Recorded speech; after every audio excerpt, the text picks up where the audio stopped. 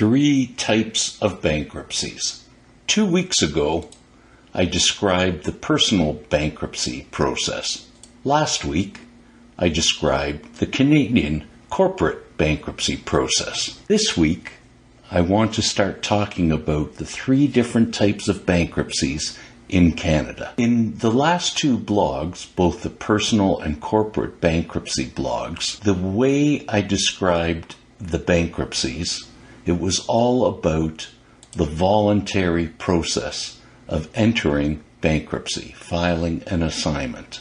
That's the first type of bankruptcy in Canada. The second type, which I will be speaking about today, is the involuntary process, being pushed into bankruptcy.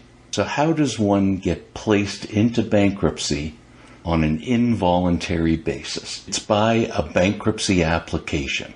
In order to file a bankruptcy application, one or more creditors must file the application to place the debtor, be it corporate or personal, into bankruptcy. The creditor or group of creditors must have an unsecured debt of at least $1,000, and the debtor must have committed at least one act of bankruptcy in the 6 months preceding the date of the bankruptcy application. The acts of bankruptcy are laid out in the Canadian Bankruptcy and Insolvency Act. So what are they?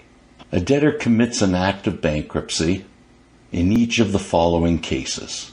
If in Canada or elsewhere the debtor makes an assignment of its property to a trustee for the benefit of its creditors. If in Canada or elsewhere the debtor makes a fraudulent gift, delivery, or transfer of all or part of its property.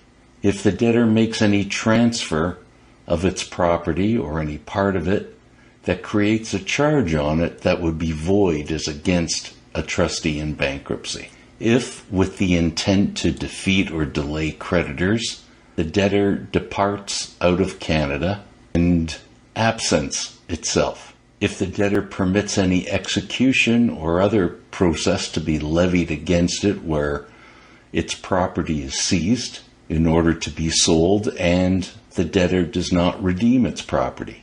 If the debtor exhibits to any meeting of creditors a statement of assets and liabilities that shows the debtor is insolvent. If the debtor removes, disposes of property or attempts to do so, intending to defraud, defeat, or delay creditors. If the debtor gives notice to any creditor that payments are being suspended, or if the debtor ceases to meet its liabilities, generally as they become due.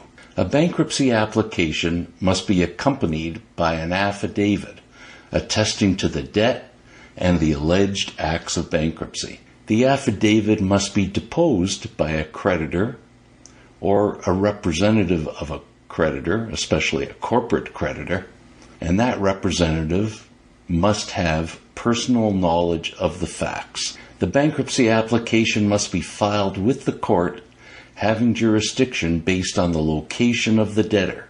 A bankruptcy application cannot be withdrawn without permission of the court. If there is a concern that the debtor's assets might dissipate between the date of filing the bankruptcy application and the date of the court hearing the application, the court can appoint the proposed trustee to preserve and protect the assets, but not to otherwise interfere in the running of the debtor's business. A notice of the time and place of the court hearing and all the motion material being used by the creditor or group of creditors must be served on the debtor. A bankruptcy order can be issued 10 days after the service on the debtor of the bankruptcy application if it is not opposed or otherwise defended by the debtor. If it is defended, then there will have to be a trial for the court to determine if a bankruptcy order should be issued, and whatever the court decides, it's of course subject to the parties' rights of appeal. The debtor is bankrupt once the bankruptcy order is issued. The bankruptcy order puts on hold the enforcement rights of the creditors, except for secured creditors holding valid security. As soon as a bankruptcy order has been made, the debtor's property vests in the trustee, and the bankruptcy administration begins. To refresh yourself about a personal bankruptcy administration, check out my blog from 2 weeks ago. And to review again the administration of a corporate bankruptcy, check out my blog from last week. Now, the title of this blog is 3 Types of Bankruptcy. In the last 2 weeks, I've described voluntary bankruptcy for both an individual and a corporation, the filing of an assignment of bankruptcy. This week, I talked about the involuntary bankruptcy process, the bankruptcy application for a bankruptcy order. Next week, I will discuss the 3rd type of bankruptcy in Canada. I hope you enjoyed the video. The Ira Smith team is available to help you at any time. We offer sound advice and a solid plan for starting now, so that you'll be well on your way to a debt-free life in no time. For more information on a no-cost basis, please visit our website or call us. Our website and telephone details are coming right up now. Oh.